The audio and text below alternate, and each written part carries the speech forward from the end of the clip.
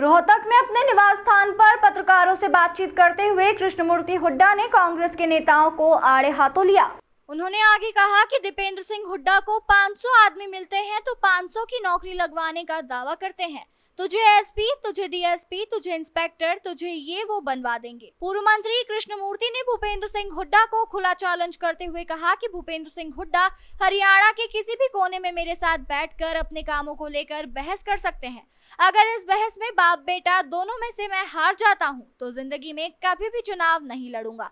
वहीं पूर्व मंत्री कृष्णमूर्ति ने कहा कि भूपेंद्र हुड्डा अपने बेटे को स्टैब्लिश करने के लिए किसी भी हद तक जा सकते हैं और मैं दावे के साथ कह सकता हूं कि अब भूपेंद्र सिंह हुड्डा कभी भी जिंदगी में मुख्यमंत्री नहीं बनेंगे। लोकसभा में हमें यह कहा गया था कि बूथ कैप्चरिंग नहीं होगी, बाहर से फोर्सेस बुला ली है।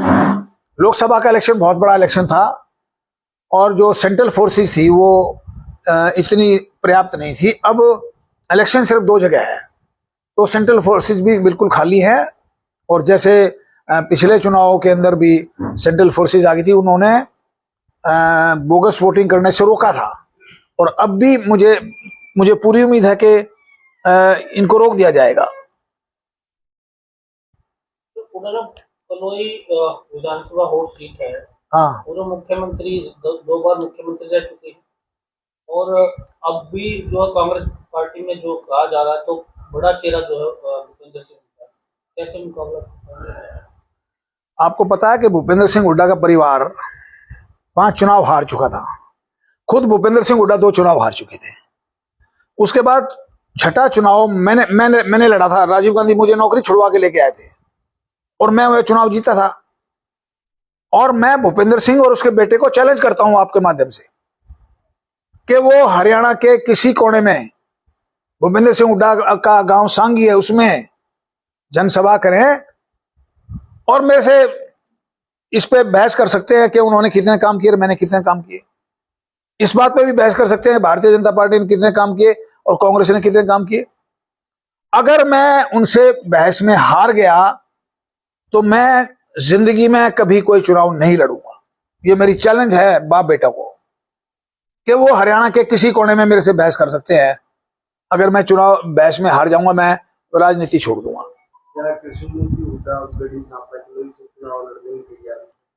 अगर पार्टी मुझे चुनाव लड़ाएगी तो मैं पूरे दमखम के साथ और पूरी ताकत के साथ चुनाव लड़ूंगा। लेकिन 70,000 का मार्जिन था लोकसभा चुनाव। चौधरी देवीलाल का 3.5 लाख का मार्जिन था और 3 साल में वो 38,000 से हारे थे। चुनाव एक ऐसी है, इंदिरा गांधी जैसी हार गए थे, अटल बिहारी वाजपेयी जैसे हार गए थे। चुनाव का मामला एक ऐसा है कि चुनाव में कोई भी हार सकता है और मुझे ऐसा आभास हो रहा है, मुझे ऐसा लग रहा है कि इस बार भूपेंद्र सिंह हुड्डा के हारने की बारी है। लेकिन ये भी तो मानते हो कि 90 सीटों के लिए 2,500 लोगों ने आवेदन किया है तो कहीं ना कहीं कांग्रेस पार्टी की तरफ लोगों का रुझान तो लग रहा है। अब वो जो 2,500 है ना, एक कॉन्स्टिट्यूंसी में 30-30, 25-25 आदमी है, टिकट एक को मिलेगी, बाकी सारे कांग्रेस की गोभी खोदेंगे। मैं कांग्रेस में ही रहा हूं सारी उम्र, मुझे कांग्रेस पार्टी का सिस्टम पता है। वहां विरोध ज्यादा होता है और सपोर्ट कम होती है। और वो तो मैंने इनको बता दिया कि झूठे वादे करके ये अपनी तरफ किए। हाँ, वो मैंने बता दिया, अलग बता चुका हूँ। तो हुड्डा साहब एक बार हाँ। पार्टी में तो आपकी काफी लोग हैं जो टिकट के दावेदार हैं। रोहतक की बात करें हाँ, या उस रीजन की बात करें तो काफी लिस्ट रहेगी है। तो इसका मतलब टिकट तो एक को ही मिल जाएंगे, तो इसका मतलब वो भी 2 हमारी पार्टी में 2-2, 3-3 दावेदार हैं, वहाँ 20-20, 25-25 दावेदार हैं। फर्क है बहुत ज्यादा। 2-2, 3-3 से ज्यादा दावेदार नहीं हमारी पार्टी में। और हमारी पार्टी डिसिप्लिन पार्टी है। कांग्रेस पार्टी डिसिप्लिन कहाँ है? शैलजा कुछ बोल रही है, रणदीप सुरजेवाला कुछ बोल रहा है, भूपेंद्र सिंह हुड्डा कुछ बोल रहा है, दीपेंद्र कुछ बोल रहा है। भूपेंद्र सिंह हुड्डा तो पुत्र मोह में फंसे हुए हैं। अपने बेटे को एस्टेब्लिश करने के लिए वो किसी स्तर पे भी जा सकते हैं और हम उसके बेटे को नहीं एस्टेब्लिश होने देंगे, ना भूपेंद्र सिंह हुड्डा को चुनाव जीतने देंगे।